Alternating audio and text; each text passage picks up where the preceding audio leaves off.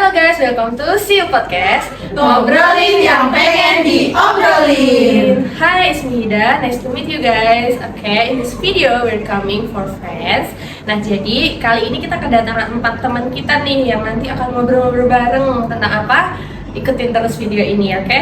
Tapi sebelum kita ngobrol-ngobrol, kayaknya kita harus kenalan dulu nggak sih? Karena kan katanya tak kenal maka tak sayang ya.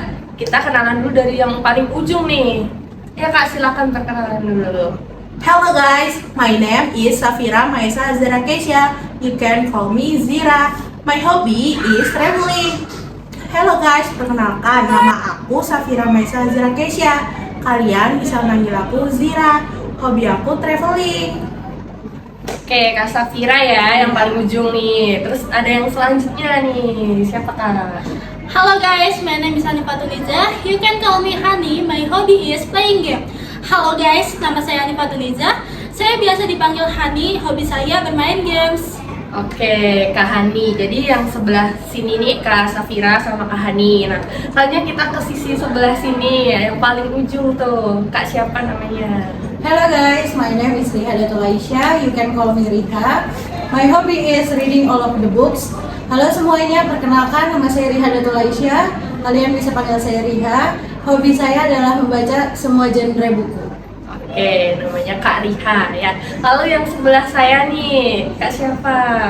Hello guys, my name is Adela Priyanisa. You can call me Andin, and my hobby is listen music. Halo semuanya, perkenalkan nama saya Adela Priyanisa. Kalian bisa panggil saya Andin dan hobi saya mendengarkan lagu. Oke, jadi yang terakhir Kak Andin. Jadi hari ini kita akan ngobrol bareng sama Kak Safira, Kak Hani, Kak Andin, dan Kak Riha. Yuk kita masuk ke segmen selanjutnya.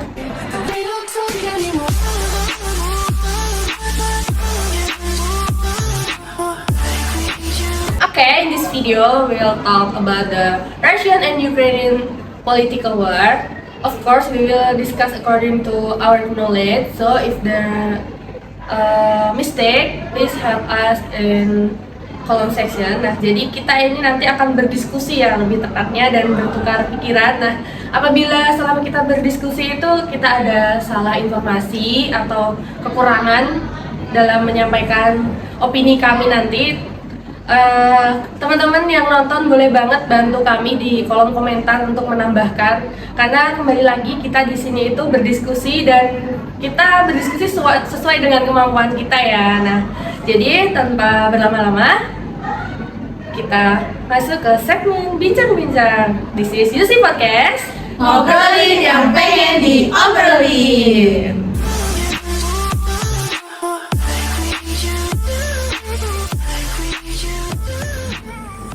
Nah, before, did you know about this Russian and Ukrainian conflict? Like, kalian pertama kali tuh dengar konflik ini tuh dari mana sih teman-teman? Kayak entah dari TV atau dari media gitu teman-teman? Sosial media sih Kak. Oh, sosial media ya? Iya. Berarti mostly dari sosmed gitu. Gimana menurut kalian?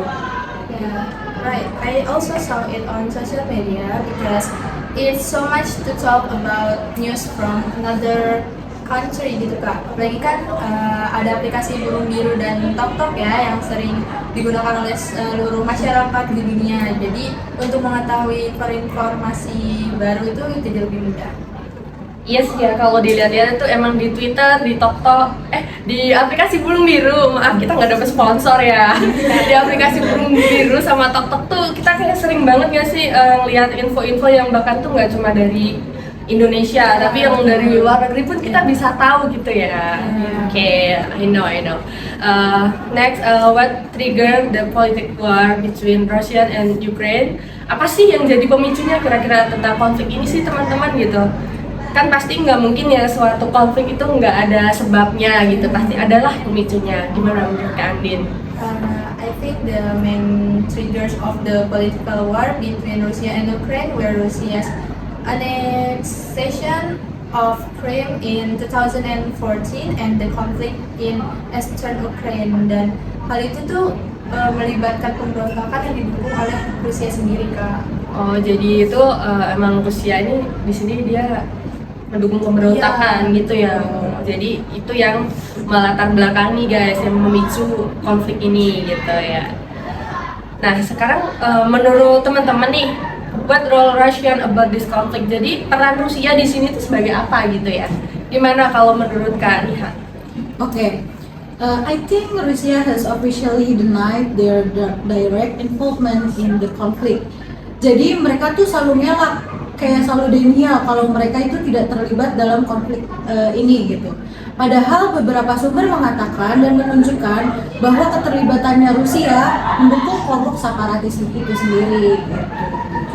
Berarti Rusia ini tuh ya bisa dianggap nggak mau, pura-pura nggak mau terlibat gitu ya. Betul. Oke.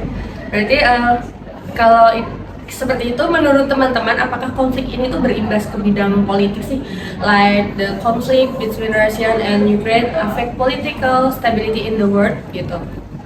Gimana menurut Kak Safira? I think there's some impact like security and defense stability, economic impact terutama itu dalam hal perdagangan dan pasokan energi, di mana dinamika geopolitik yang mungkin bisa mengubah konstelasi geopolitik global, and last is international relation, yang dimana pastinya itu akan berpengaruh banget kepada hubungan internasional Kak. Itu menurut saya. Berarti impactnya tuh bukan cuma buat dua negara itu ya Kak, ke global juga ada impactnya gitu. Oke. Berarti setelah konflik ini nih, apakah menurut teman-teman the war in Ukraine affect public opinion and politics in Europe? Gimana menurut Kak Rani? Okay, I think the war in Ukraine and created polarization in public opinion and politics in Europe. Some countries experience increased anti-Russian sentiment, while others emphasize the importance of dialogue and diplomacy. Jadi mungkin konflik ini telah menjadi faktor penting ya Kak dalam membentuk dinamika politik di negara-negara Eropa yang bervariasi karena berkaitan dengan geopolitik dan ekonomi Eropa serta hubungan Eropa dan Rusia, lalu juga tentang perubahan dinamika Uni Eropa dan hak asasi manusia.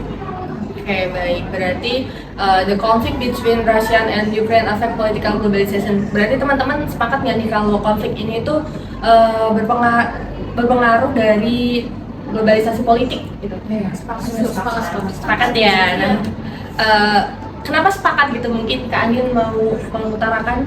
Okay, I think because the conflict between Russia and Ukraine has had an impact on political globalization. Several countries have imposed economic sanctions on Russia, which disrupted the global balance of demand and supply. Nah, selain itu juga Pak, konflik ini tuh berdampak gitu pada perdagangan antar negara. Salah satunya Indonesia. Indonesia ini kena dampaknya itu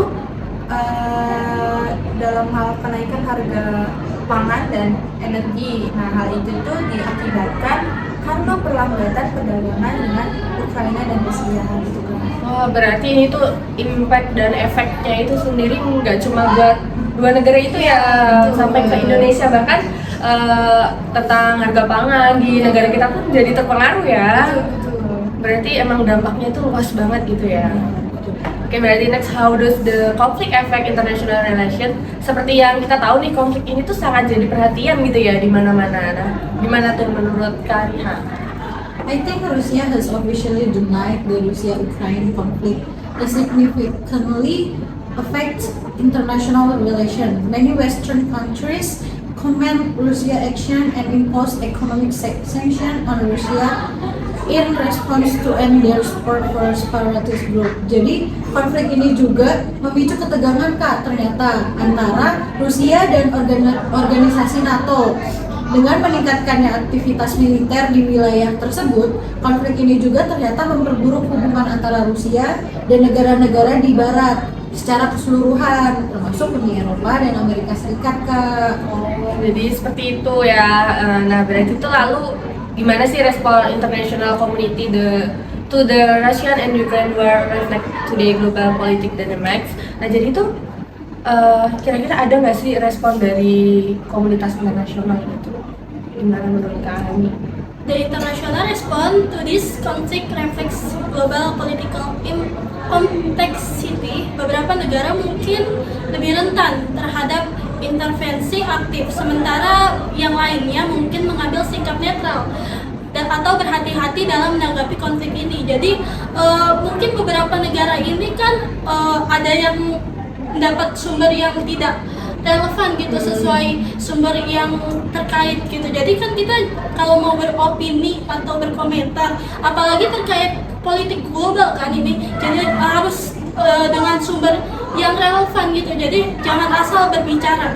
Jadi takutnya nanti menimbulkan konflik yang lebih berat lagi. Jadi malah memperburuk masalah gitu.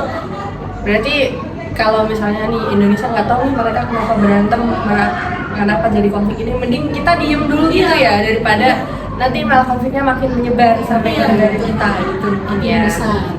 Oke. And the last question, menurut teman-teman, what think of the possible conflict resolution efforts between Russia and Ukraine? Apa nih yang harus dilakukan oleh kedua belah pihak gitu? Kayak upaya apa gitu biar mereka itu setidaknya, kita mungkin nggak akan tahu ya, mereka sepertinya tidak akan bisa berdamai dalam waktu dekat ini gitu. Tapi gimana sih menanggulanginya biar nggak semakin melebar konflik ini? Apa yang harus dilakukan kedua belah pihak ini gitu? Gimana kalau menurut Kak Safira? Menurut aku, upaya yang harus dilakukan oleh kedua pihak itu, there are several attempts to resolve the conflict, including negotiation through which the parties involved in the conflict can seek an acceptable solution to the conflict.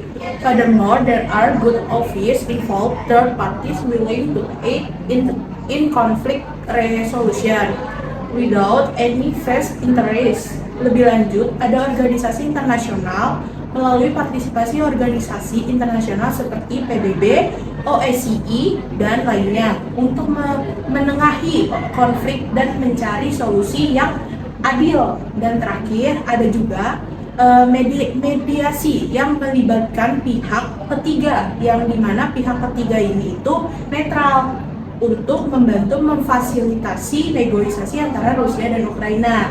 Dengan melibatkan berbagai pihak dan pendekatan, diharapkan konflik antara Rusia dan Ukraina ini dapat diselesaikan secara damai dan berkelanjutan, Kak. Oke, berarti kan emang Rusia sama Ukraina ini kan masih di bawah PBB ya. Jadi mungkin benar banget kalau dibutuhkan itu pihak ketiga yang netral, dimana biar konflik ini tuh nggak semakin menjadi-jadi gitu ya. Jadi biar bisa dimediasi gitu. Oke, berarti dapat ya teman-teman untuk poin-poinnya dari perbincangan kita gitu. Nah, oke, here we come at the end of the segment, yang mana kita udah denger nih pendapat dari keempat teman-teman kita yang sangat luar biasa ini. Terus kalau nanti misalnya seperti yang di awal tadi aku sampaikan, kalau ada kesalahan info atau kekurangan, kita menerima banget masukan dari teman-teman yang nonton, mungkin bisa lebih paham gitu. Kita sangat terbuka banget. Nah, as a younger generation, of course, we have to update information including on global issue.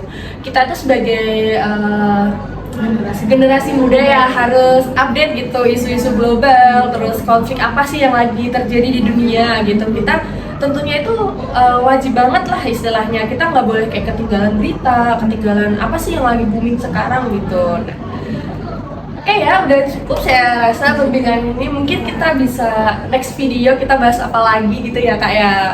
Oke, so let's end our conversation this time. See you next video guys. See you podcast. Ngobrolin yang pengen diobrolin. Thanks for watching. See you.